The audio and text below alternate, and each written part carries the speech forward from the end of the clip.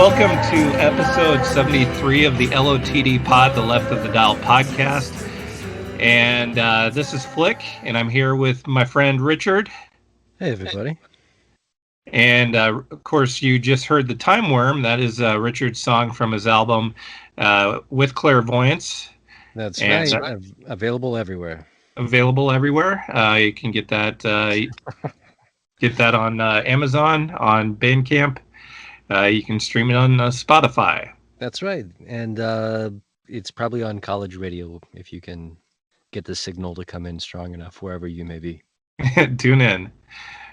These days you can stream that as well. Like Richard and I both worked college radio when you probably couldn't pick us up outside the campus area. I don't know. KRUI had a pretty good signal, compared to some places. But when my dad worked there back in the 70s, it was this really weird thing where KRUI was not yet KRUI, but you could only tune in through like a coaxial thing in the dorm rooms. It was a bad time for terrestrial college rock in Iowa City. Well, it's funny you should mention the 70s.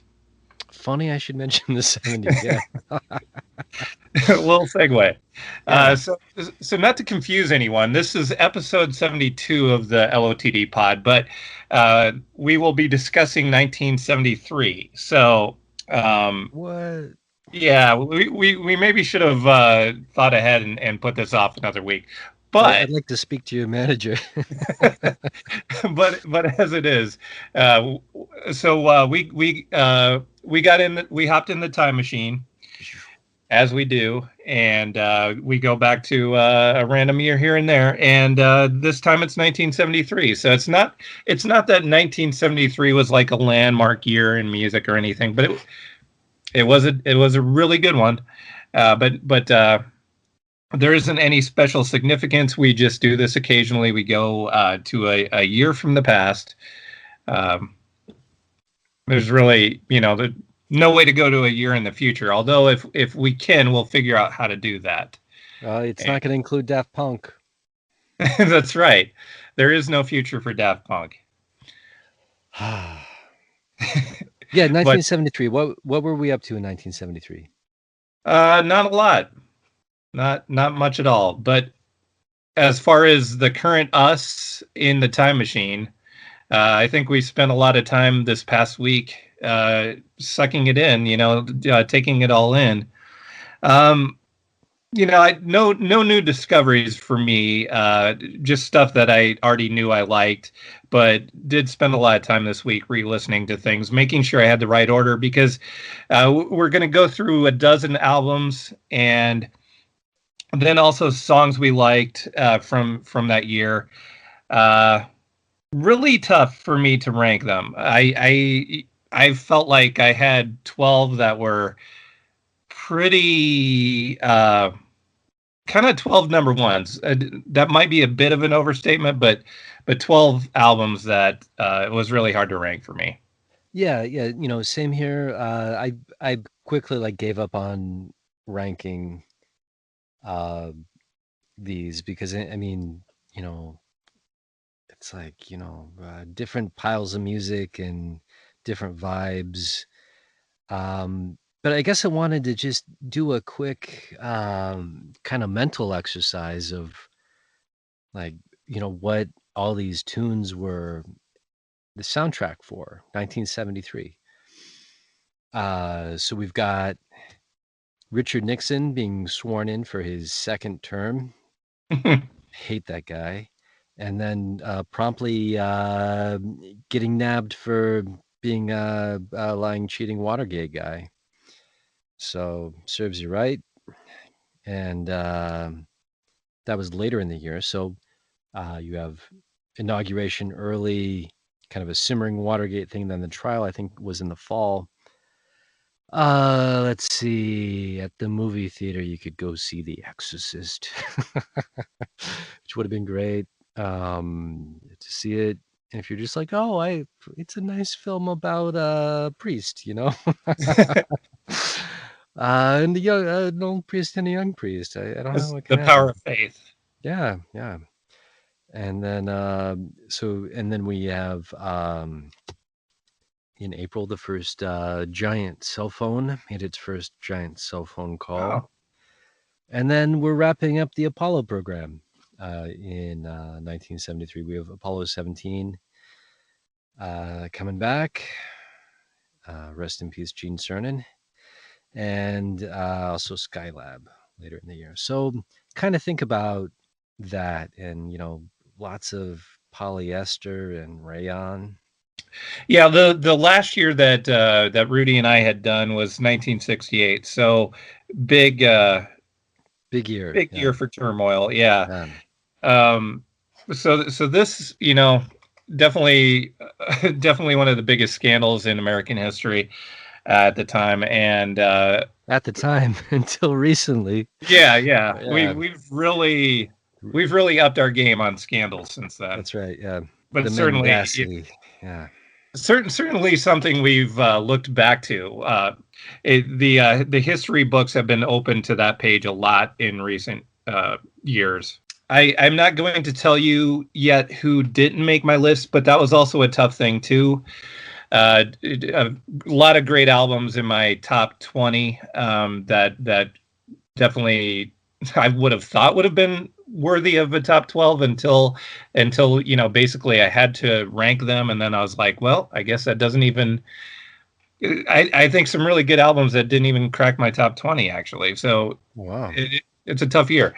I will tell you, no Stillwater on my list because fictional. They are fictional. So Sorry to disappoint all those hardcore fans of the movie that most people have forgotten about and or canceled because but of. but maybe not, because this is actually the 20th anniversary of Almost Famous. Oh, okay. Yeah. So I think it will be talked about quite a bit over the course of the year, or at least more so than it has been in recent years. It's But been a long time. I liked it when I was a kid, and yeah, kind of a nice moment in time, pre-internet. Uh, you know, albums became hits sometimes because they were just really good, and sometimes because of payola. But let's jump into the music. So against all this backdrop, Sean, what's the first album that you want to talk about? well, my first album, and you might be like, "What? That's 12?" And I'll be like, "Yeah," because like I said, it's a tough year. But my number 12 is Aladdin Sane by David Bowie, Oh, released in yeah. April 13th of 73. Um, really good album. Nothing wrong with it. You know that it dropped so low on my list, but it's you'll see how good this goes. Um, but yeah, it's his. We talked about it a lot recently, so I don't know if there's too much more to add to that. What? So if anyone hasn't heard it, it's the same lineup as Ziggy Stardust, and it's kind of like the David Bowie kind of Ziggy Stardust persona still intact, even though not really named as such. But it's like Ziggy Goes to America is how a lot of people talk about Yeah, I was just about to quote you as with the Ziggy Goes to America it. No description, need, Flick. because you're right here. Right I here, mean, right not on cue. physically, but you're here. Yeah, arguably. Yeah. So it's a classic album with one of the most iconic covers. The cover really didn't factor into my decision making in any way, but one of the all-time iconic album covers, and a lot of great songs. Ziggy is my favorite, so it's not to say that when we do that year that Ziggy's going to be 12 on my list. I would imagine it's higher, but we'll have to wait and see. Haven't done that year yet. Yeah, it's such a great album, and Cracked Actor, Panic in Detroit, just it's hit after hit. And yeah, if you're kind of a casual Bowie fan and you have maybe like Changes Bowie and Ziggy Stardust, you gotta get this one because it's solid gold.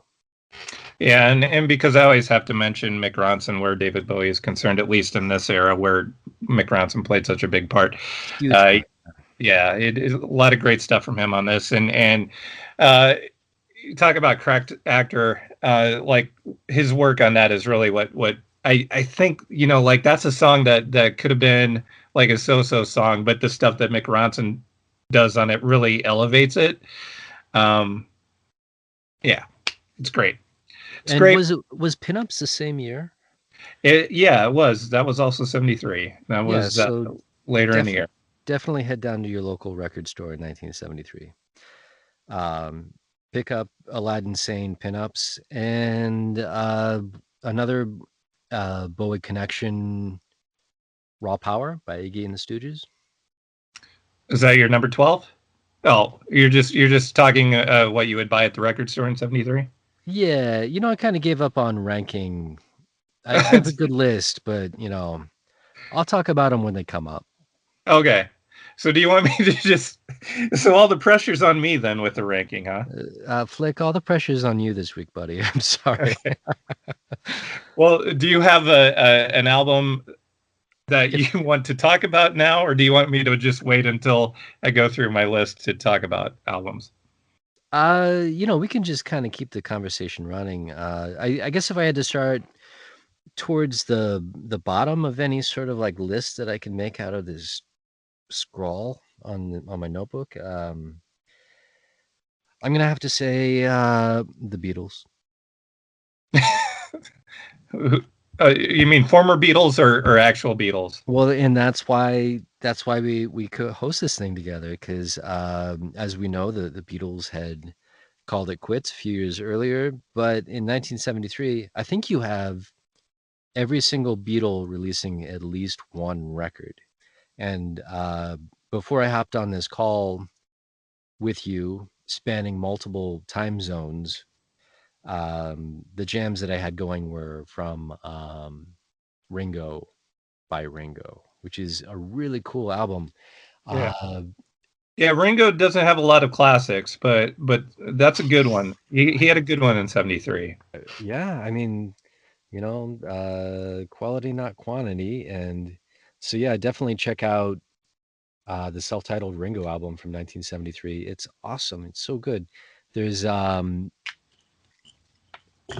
his version of "It Don't Come Easy" is just whoa. That's such a cool track, and it's fun to listen through and hear the backing vocals and pretty sure that's John in there. But anyway, uh, the Beatles. Ringo had a great album that year. John Lennon had Mind Games, which has some solid tunes on it. I'm not sure it's a great album front to back, but definitely one I put on from time to time. Yeah,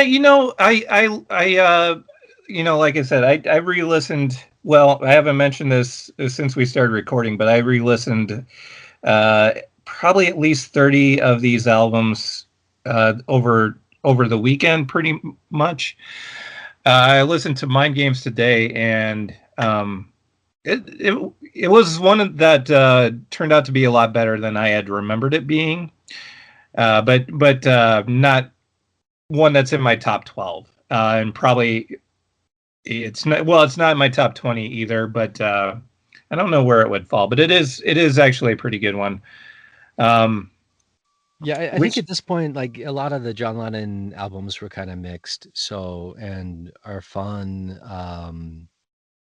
to skip around or listen to in a compilation. But you have some cool tunes that don't really show up if you are looking at best of playlists. So Intuition is a really cool track. Uh, Mind Games, the title track is really fun. What else? What else? I know I like a lot. I know parentheses I know, and let me see.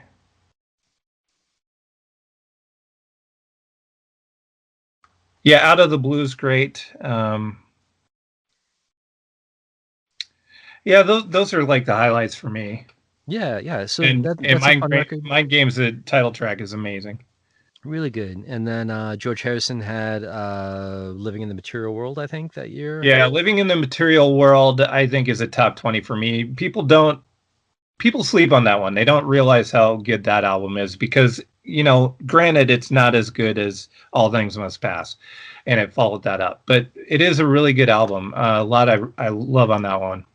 And then Macca was just, you couldn't get away from Macca that year. He had a Wings album out, I think a live record, and then Red Rose Speedway, I think that year And too. and Live and Let Die, too. Whoa, Macca, you're an overachiever.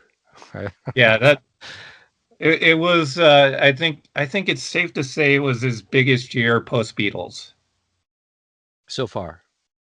so far. Yeah, time will tell. But Time will to this date, it was his best year post Beatles. I will go out on a limb and say that. Okay. Well, I don't see the chats blowing up right now, so I think we're safe there. But We've yeah, avoided controversy. so really cool year if you're a Beatles fan. I think you can take. Except for the Beatles aren't together. So it's not the coolest possible year if you're a Beatles fan. I think they checked out at the right time. They were kind of going their own way and their own ways, and it wasn't fun for everybody. So Well, I'm cool with that. They made the right yeah, decision for I them. would say this: if you weren't convinced that the Beatles needed to be doing their own thing, 1973 might be the year that would convince you because they would have been bursting at the seams with material. It would have been impossible to fit all of this onto a Beatles album or even two Beatles albums if they would have come out with two in the same year. So I think 73 would have been the year where maybe you would have been content that they were no longer a band. And I like that maybe they all talk to each other and they're like, let's get some records together for 1973 and make it really special. Well, they did. It happened. It happened. Should I move on to my number 11? Yes, please. What you got? Okay, so my number 11 is another big one. The debut album from the New York Dolls. Great album. Love the spirit. Love the attitude. Um, would have figured this is a top 10, but it's a strong top 10, and just didn't quite make it. But love it. Love Personality Crisis. Love Subway Train. It's just great through and through. Do you have a album to slot into your? Yeah, I mean, kind of I suppose kind of tying in with New York Dolls, now that we've talked about the Beatles, I'd say that tying it back to Bowie, it's kind of a really super year for glam, or if you want to call that kind of like loose collection of interesting art rock groups, sometimes wearing spandex and feather boas, glam, which a lot of people do. So yeah, you have that New York Dolls record. That's really cool. And then you have Aladdin Sane and Pinups by Bowie. You have kind of a little bit of a left turn from T Rex. You have Tanks that year, which is another one that kind of spotty, but it's fun, right? Yeah. I mean, yeah, it doesn't have the same. It doesn't give you what the classics, what the classic era will give you. Yeah, I mean it's no Slider, it's no Electric Warrior, No, but nothing is. yeah, but I mean it does have like Life is Strange and um a few other like really cool tunes on it, but some other tunes you just gotta skip over. Yeah. Okay. So since we veered off onto this subject and talking about other stuff, so in this area, the glam area, so later on we'll talk more. We'll fill in some of the areas that we aren't talking about while we're talking about albums. But I do have a lot of glam songs on my song list because, like you said, it was a big year for that. So like the songs that are on albums that didn't make my list, all the way from Memphis by Mont the Hoople, Come On Feel the Noise by Slade from Slatest. Uh, Susie Quattro's debut was that year. Uh, and let me see, what did I put on the Can from that? Roxy Music, 2 albums that year. Brian Ferry had a solo album as well that year. Wait, you're just gonna skip over those two Roxy Music records? Those are so good. Those are Yeah, they great. didn't they didn't make my top 12. Oh man, not even for your pleasure? In a normal in a weaker year they would have, but they didn't make it. But yeah, I mean, I have editions of you from For Your Pleasure, Mother of Pearl, which that was Stranded, I think. Stranded from Yeah. Stranded, and the Stranded title track's good too. A lot of good stuff. Those are good albums. Those are a super album. I love Yeah, Roxy. I love Brian Eno. For Your Pleasure is the last album with Eno on it. And I think that's kind of a cool story about what they're up to. So they have all these great like tape loop explosions on For Your Pleasure and great, really, you know, kind of scary uh songs like The Bogus Man and In Every Dream Home, a Heartache. And then Stranded is kind of like them doing their thing without Eno. And uh, yeah, kind of two really good versions of the band, and you can really see where the influence is, and you can see where they're headed. yeah. And are we would classify Roy Wood as glam, right? Whom? Roy Wood, Wizard. If you want to. Okay. Well, I got See My Baby Jive from Wizard Brew on my list as well. Let me see. I think that kind of covers glam on my list. Kind of tangentially, I mean, it's really hard to think about those bands without thinking about the Velvet Underground. And I think if I had to pick any kind of tangential Velvet Underground related LP from any year, it's always going to be Paris 1919 by John Cale, which also came out in 1973. Oh, there you go. So definitely, I think Berlin Well, came out that year too, but yeah, Berlin came out that year and didn't make my top 12. So no, I see, have. this is why we should maybe hold off on some of this till after we do the albums, because this is really revealing what is not on my list. But Berlin doesn't make my top 12, but I do have a song from it on my list. Let me see. I have Oh Jim on my list. Okay. Yeah, kind of a ponderous record. I like that when I was a youngster, you could always find a copy of Berlin for $5 in the record store, and no matter what record store you could find it. Did you need to more than once? No, no, you only need one.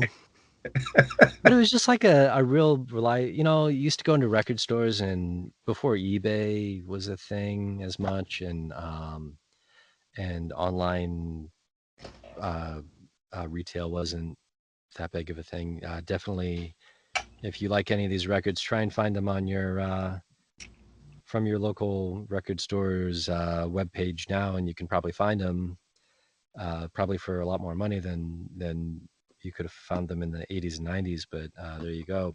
But if you're just like one of those regular guys who's always going to be combing through the new arrivals, yeah, you kind of get to know certain records that are always going to be there. Like Berlin by Lou Reed, and uh, I feel like a couple Simple Minds records were always always waiting there, just saying hello. But yeah, tangent. Yeah, Uh, tangent. Yeah. Okay, so my number 10 is Let's Get It On by Marvin Gaye. Great album. Really, really cool record. Yeah. Uh, really the only negative I have on it is that it's maybe not as good as what's going on, but that's not much of a negative. Not many things are.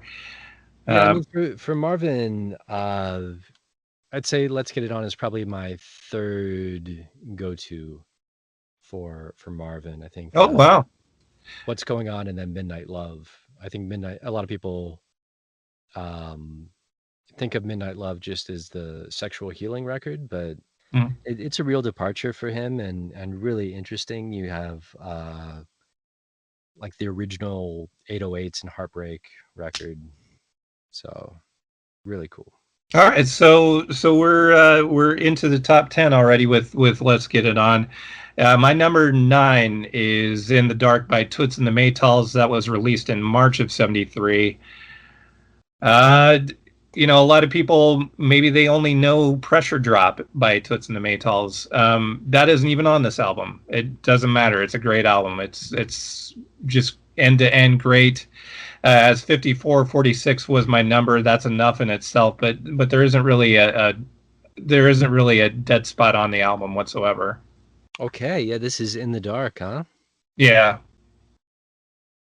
Okay, you totally schooled me on this one. I've gotta add Oh, this you're one to not the band.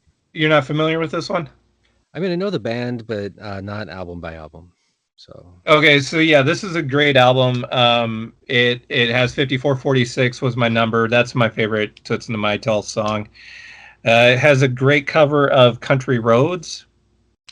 You might be saying what? They replace West Virginia with West Jamaica in the song, okay, yeah, and yeah, it's just great. It's probably my favorite. Well, yeah, no, I think I would definitely say it is my favorite reggae album ever.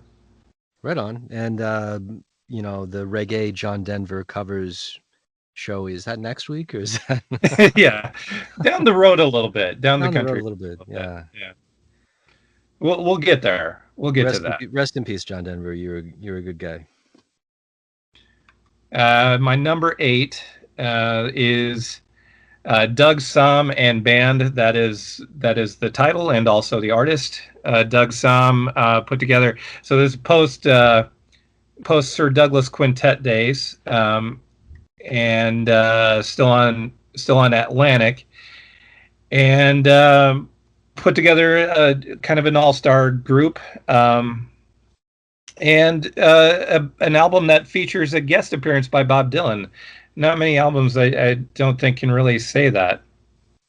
Yeah, he really doesn't show up and drop a verse on that many other people's records, right? I Yeah, mean, he doesn't drop by the studio and spit some fire on uh, on somebody else's album.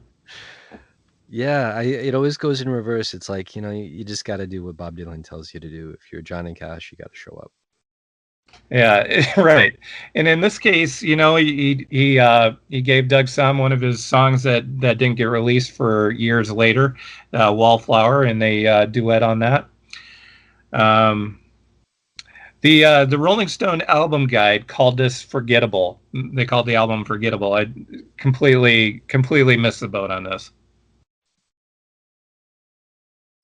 Ouch. Yeah, take that, So Rolling Stone.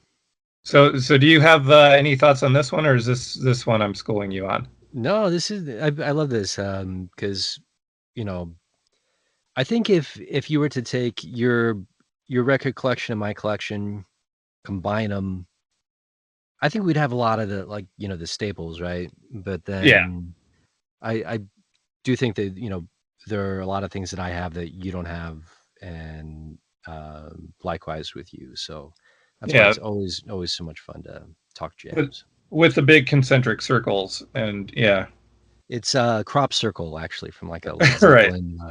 Led Zeppelin album cover, obviously. Yeah, so my number 7, kind of staying in the country area. Graham Parsons' GP, his solo debut, came out in January of '73. The Doug Somm album also came out in January of '73. Uh, Graham Parsons had left the Flying Burrito Brothers at this point. I think he might have been actually asked to leave the Flying Burrito Brothers at that point. Um, so in the area of drug abuse, things not going so well, but in the area of being able to produce a great album, that worked out. He had discovered Amy Lou Harris shortly before that, and that's one of the great combos of all time. And yeah, a lot of great songs on it. Great album. Um, Unfortunately, things didn't go so well for him personally from here on out, but a great album. Yeah, I mean, it's such a short, uh, tragically short career.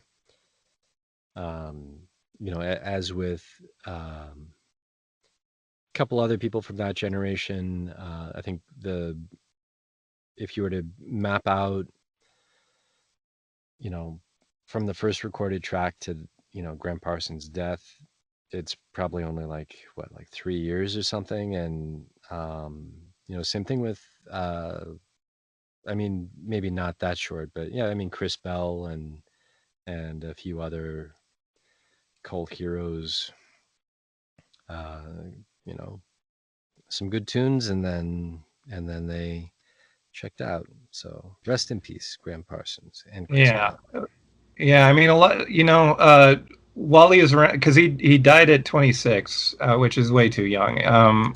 But did manage to leave behind a great legacy of music. Just really unfortunate. Unfortunate where things went with his life, though. That is true. Yeah. Okay. So my number six album, which again these are really hard to rank. It's hard for me to believe that some of these some of these that didn't even make the top 10. It's hard for me to believe that they didn't make my top five. But another great album, Ooh La La by the Faces, came out in March of '73. Came out at a time where Rod Stewart's solo career was taken off, and he was not very much interested in working with the Faces anymore, which is a real shame. But you know, and when the album came out, Rod Stewart was telling everybody in the media that it was a horrible album, which it's not. It absolutely isn't. But I think the thing is that because of his situation, Ronnie Lane was carrying a lot of the load, and I think it's his finest moment ever. Yeah, I mean, I've heard some of these tracks. I haven't really dug into this as an album, so yeah, I've always loved. I guess for me, like that's one of the tragedies of modern rock history is that Rod Stewart has such a great, one of the great like rock and roll voices. That it's so distinct, um and he doesn't really use it in rock The bands proper for way. yeah, yeah, and I'm I'll take I'll take the comment flames or whatever that we're getting right now, but I really do think that that's the genius of the Walkmen, is that they they have such, and they are so influenced by the Faces and specifically Rod Stewart's uh, voice, and they kind of carry on where he left off to go be a pop fella. Yeah, the the lead the front man ability, the god-given or whatever you want to call it, ability to be a rock and roll front man, like he had the prototypical skills, and I don't think it's appropriate. I don't know if that's the right way to say it, but it doesn't seem appropriate to use that for something like some guys have all the luck. uh, it does seem very appropriate to use it for what the Faces were doing back then. Yeah, and that I bring this back, but I really do think it's relevant a lot of the time. I've played in lots of bands, played lots of shows, put out lots of records, and uh, yeah, the voice is very important, and what you're writing about obviously is very important. But one of the biggest skills you can have as a member of a rock and roll group is just like knowing what's cool, knowing what's just like, no, you should never do that. So maybe he wasn't that guy in the Faces. He was the voice guy, but goes to show you that not everything is about tearing it up on lead guitar. A lot of it is about what you not only what you choose to record, but what you choose to just like not record ever. Right.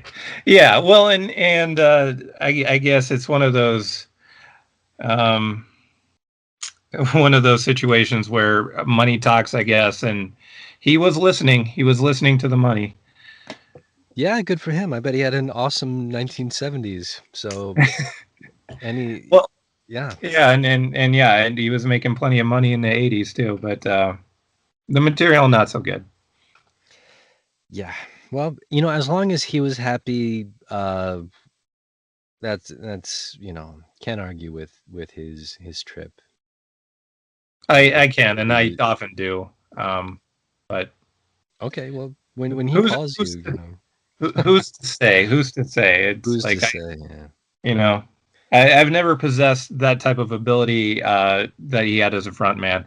So who knows if I wouldn't squander it as well as he did? But You know, I like to think I wouldn't. you're still a youngster, Flick. So don't give up. Time will tell. Time Time will will tell. tell. Time will Just tell. like Maka. Just like Macca.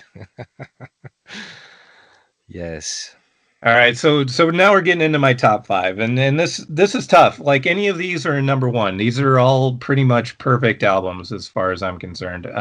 Except for I guess I can say what the blemish is on on some of these, but it's rare. My number five though is "Houses of the Holy" by Led Zeppelin. It was released in March 28th of '73, and I guess there is a blemish because the crunge, I would say, is a blemish.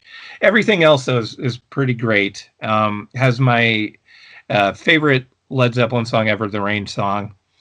Uh, Song remains the same. Going into the Rain song, I think is like my favorite 1-2 combination on just about any album.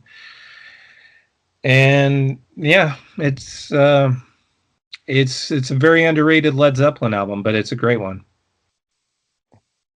Okay. I we don't have to agree all the time.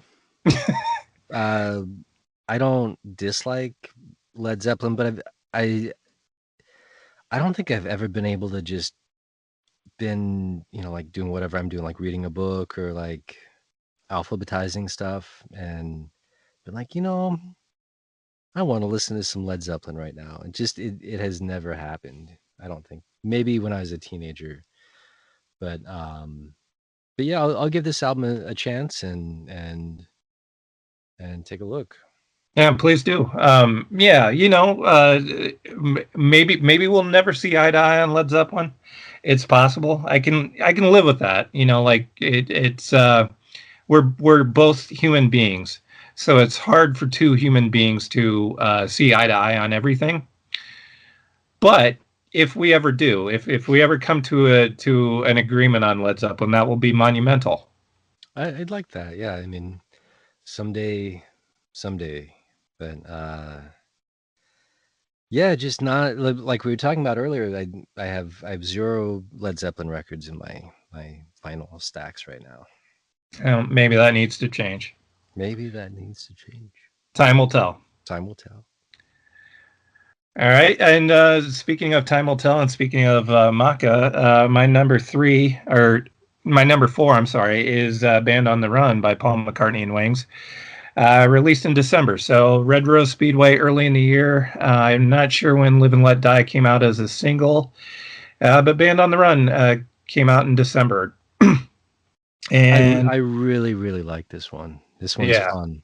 Um, I think I only kind of recently got into this album because of my friend Bob Whitfield. Props to Bob. who early in the horrible uh, pandemic that we're going through right now, the pandemic crisis, sent me a giant stack of DVDs, and one of them was Macca on Later with Jules Holland, and he plays "Let Me Roll It." And I know I had heard that song, but I had to kind of track down what album it came from. And this is such a fun record, right? Oh yeah, and yeah. So we've talked about Ram, I think, before, and Oh yeah, I think there's only one album that he has in his post Beatles days that I like more than Ram, and it's Band on the Run. Um, I was very happy. Like I had never seen Paul live until the last decade, and it was kind of funny how it worked out. Like I have had a or have a friend in Chicago. We're both big Beatles fans, and like I was thinking about the fact that I'd never seen Paul live. I've never seen any Beatle. I had never seen any Beatle live to that point, and then just thought about it. I was like, and just told my friend Nathan, if I said the next time McCartney ever comes around, ever tours again, let's go see him. And so we agreed to see him, and it was like a few days later that he announced tour dates, and and one of the tour dates was at Wrigley Field in Chicago, and like that was our neighborhood. We both lived a few blocks from Wrigley Field. We both lived about a 20-minute walk to the stadium, and it was perfect, because I love Wrigley Field anyway. I'm a Cubs of fan, and course, of course. and uh, and that was like a perfect venue, even if I would have had to drive a long ways for it, but it was walking distance.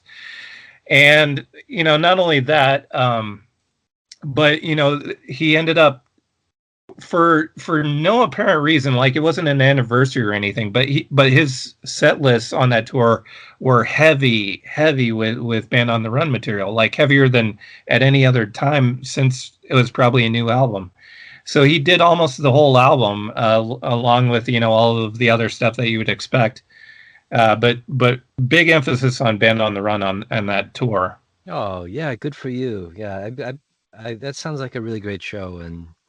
And yeah, one of my regrets in quarantine is thinking about, we've talked about this a little bit. Like I have some regrets about shows that I probably could have seen, but I didn't. And I didn't see Macca on the last tour, and I've never seen him. The closest I've come to seeing a Beatle in concert was seeing Linda McCartney chased by the paparazzi in Heathrow one time. Yeah, and not quite close. Not close at all. No. No. All right. My number three is "Raw Power" by the Stooges. Stooges. I don't know. This might be my favorite Stooges album. They're all pretty great, but this actually might be my favorite one. They added James Williamson on guitar, and I think that was a big add. The stuff he does on this album is great. I love the title track. Love "Gimme Danger." Search and Destroy, all great, and yeah, really kind of a landmark album as well. So much fun. And I love I wouldn't say I love this record. I really like this record. Um Probably I'm probably more of a Funhouse guy. Uh Mm. but I do love Search and Destroy. Gimme Danger is great. And yeah, another David Bowie connection. This was, I guess, like mixed by Bowie, and so you have the legacy of kind of like bad mixes of Raw Power, because he, like, mixing wasn't his thing. But I like it. One of the things I love thinking about, I wasn't around yet in 1973, but I always think about this with the Stooges, that uh, when you when you look at the radio charts for that year, like the top 100, it's, like all those bands named after cities, right? And it's like Boston, Chicago, Kansas, America. And then I always kind of think about, in some ways I'm kind of an Iowa kid from way back. And yeah, to be in these some small town in Iowa, and all you get on the radio is like Kansas, and then you somehow hear the Stooges, like your mind will just explode. Like that is such a contrast to like a lot of people's experience of music in the early 70s, like this proto punk rock out there that we talked about the New York Dolls earlier, and yeah, it's wide open, and yeah, punk rock is just kind of starting to like coalesce, and it's Yeah. getting loud. It doesn't have a name yet, but it certainly exists and it's blossoming. Yeah, so if you like somehow stumbled across this record, it would have been a really weird cool day. And then you would have Yeah, gone to The Exorcist. yeah, and it would have been early in the year. It would have been February 7th, or well, you might have stumbled upon it later, but it was released February 7th of 73. Fantastic album. Yeah, I think I'd call it my favorite. That and I like the debut a lot. Uh, okay, so my number two. Is really tough because this I thought was going to be my number one. But Quadrophenia by the Who is my number two. One of my I don't know. There's so many albums here that I could say are among my all time favorites because they are. It was just a really good year, and love Quadrophenia. Uh, I like it better than Tommy, and Tommy's great. But I think this outdoes it.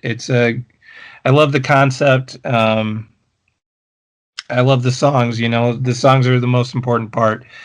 But everything's great. I love the sound of it as well. Sonically, it's a great album. Went to see the Who do that live a few years ago. I think that was like 8 years ago now, or maybe yeah, I think it was 8 years ago. Nice, yeah. Yeah, one of the best sounding concerts I ever went to, and it was also really cool that uh, so on the video screens, which was nice because I didn't have good seats or anything, but they had camera operators on dollies, so all of the video screen stuff looked really cool, and it's I think the best sounding concert I ever went to in my life, and it Oh, was in a basketball arena too. So huh. yeah, There I you wouldn't go. expect it. Yeah, that sounds like a really great show. And I want to say, like, I really like the movie too. Yeah, the movie's really good. Yeah, I don't know, everything around this project works for me.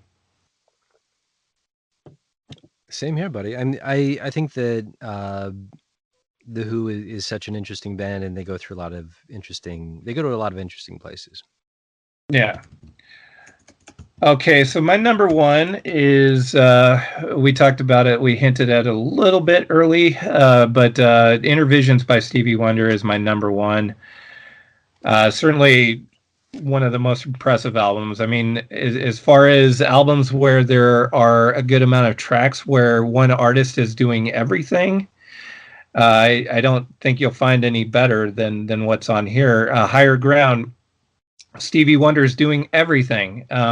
I think Living for the City, Stevie Wonder is doing everything. It's just really kind of kind of unbelievable that you can just do layered tracks and have that kind of feel.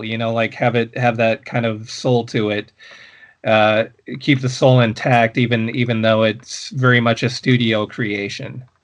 I am seeing that all instruments played by Stevie on "Living for the City," "Higher Ground," and "Jesus, Children of Yeah, America." Jesus, Children of America. But yeah, I'm looking at the LP, and yeah, I mean the additional musicians are just like, okay, well, some guy's gonna maybe like lay down a little bit of guitar on this, but um, such a self-sufficient, interesting artist, and just back of the envelope.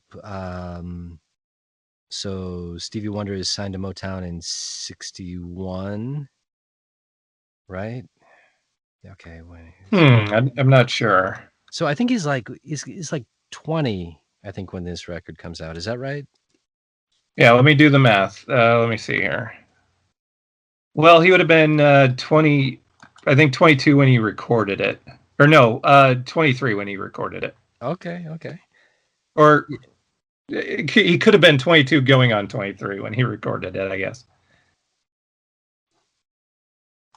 Fair enough. Yeah, born 1950. Right. Okay. Yeah. So yeah, really, really cool record. I put this one on a lot. This is a big go-to in our house. This one and Songs in the Key of Life and Journey Through the Secret Life of Plants. Intervisions is kind of I'd say it's like the second album in kind of his classic run in the 70s through the early 80s, would you say? Yeah. Yeah, I mean, it's, let me see here. Talking Book is right before it. Yeah, And Talking Book is also great. Maybe even better. Like, there's so many great songs on that album. yeah, and this is really fun too because it's funky and Stevie's also using a lot of Moog and ARP early synthesizers and sequencers. So it's got this great uh, weird analog synth bottom end, and the songs are just killer. I think that you know, Living for the City, really talks about discrimination and issues of race in America, and it doesn't shy away from talking about like real stuff. And if you if you read about Berry Gordy, this is on Tamla Motown. So if you read about Berry Gordy, he's like really really resistant to um, singles like "What's Going On" by Marvin Gaye and some of the singles of this period by Stevie Wonder, because he's like, people just want to have a good time and hear about like people falling in love and stuff. And so he's absolutely against a lot of artists that want to talk about what's going on in America at the time, and he's just time after time proven wrong by great music. Yeah, yeah, that's always the push and pull of the music business. But Stevie Wonder was great at both of those things. Like Uptight's a great song as well, and I'm sure that's one that Berry Gordy was more happy with than the later more introspective stuff. But I think it's great that he gave you all of that. Yeah, it's a really cool record. Um, Definitely one of my go-tos, and uh, yeah, can't say enough good things about it. Yeah, and I guess I'll say I like this one better than Talking Book. Looking back, Songs in the Key of Life is maybe a stronger contender for what could be my favorite Stevie Wonder album. I think Songs in the Key of Life is when Stevie's just like this juggernaut. Like he can't be stopped. He is so much material, so much energy, and so many talented people around him. And Motown's going to release any single that he wants. A lot of people don't know this, but Songs in the Key of Life is not only a double LP, but it's a double LP that comes with a 7-inch record that plays at 33 and a third. So it's two LPs plus like one additional side, of a 12-inch, pretty much an EP's worth of tunes. Um, so yeah, the amount of artistry and creativity that he had in this period of the 70s, and it's just like I don't blame him for just like taking it easy later, because man, that must have been exhausting. Yeah. Yeah, and as far as the old school stuff, like the album Signed, Sealed, and Delivered, I thoroughly love that as well. I just you know which was also the 70s. So just 3 years before this was signed, sealed, and delivered. He was on fire all the way through the 70s, I think, pretty much.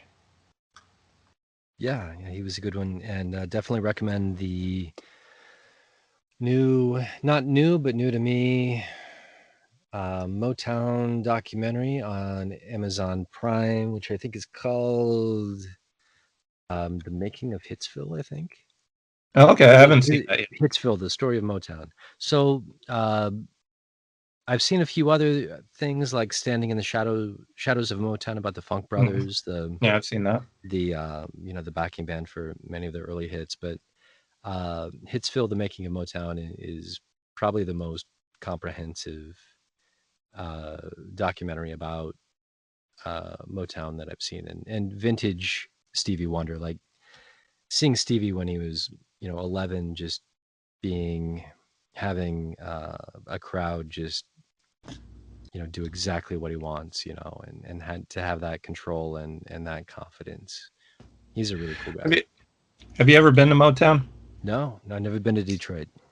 It's a pretty cool place to visit, and when standing in the studio, I was trying to picture of kind of what the scene would look like. When they were recording those songs, and it's a very small studio, and it's it just had to be super cramped and smoky. Well, sure, yeah. And if James Jamerson was there, probably like smelled a little bit flammable. Yeah. It's a cool place to visit, though. I'd love to visit it. You've been to so many great places like that. You've been to Ardent too, haven't you? Been to Ardent, and while in Memphis, went to Stax, which is just a museum now. Yeah. Not it's in the same area that the studio was, but it's it's like a recreation of what that building would have looked like, and not the actual studio. But went to Sun, also in Memphis. I think I don't think there are other studios I've been to really, but Ardent, Sun, and technically Stax and Motown. Yeah. All with the exception of Sun, those were all like really happening places in 1973. That's right. Yeah, very much so. Well, okay, so I think we're going to have to push the rest of the discussion over to a side two. So we'll pick this up and have that out later on in the week, side two edition, and we'll discuss what didn't make the list and some songs from other albums that were maybe not top 12 worthy, but the songs are definitely worthy of being on the playlist. Okay, and any other house cleaning we need to do? Do we want to talk about what our next main show is going to be? Okay, well, just the quick capsule summary is that the mission is to find a profoundly unpopular band from maybe kind of like a out of the way place. So I found a pretty cool. And when you say profoundly unpopular, you don't mean that they've had exposure and nobody liked them. You just mean that they maybe haven't had exposure yet. Right. I mean like the kinds of bands that if you look at their Bandcamp or Spotify stats, they get like 5 plays a month. Mm-hmm. So really, there's so many great bands out there. Everyone's recording at home. Everyone has the technology pretty much, and a lot of people are putting out records. And sometimes, for whatever reason, those don't catch on, and that doesn't mean that they're not great. Okay, so we're gonna have the cool kind of like Easter egg. We're gonna find some cool bands on Bandcamp or wherever, indie bands. I don't want to make too many rules because I'm kind of a co-host, so I don't want to tell you. Well, I'll let you. I'm going to let you walk all over me on this one. It's your baby. So okay. Well, with that, 1973 was a really good year for records, and we'll talk about some more. Yeah, and we'll continue the discussion, and that will be out later on in the week. So for right now, this is Flick. And this is Richard signing off from sunny Oakland, California. In 1973, Oakland, California. Jim Catfish Hunter is on the mound for the Oakland A's right now. Rest in peace.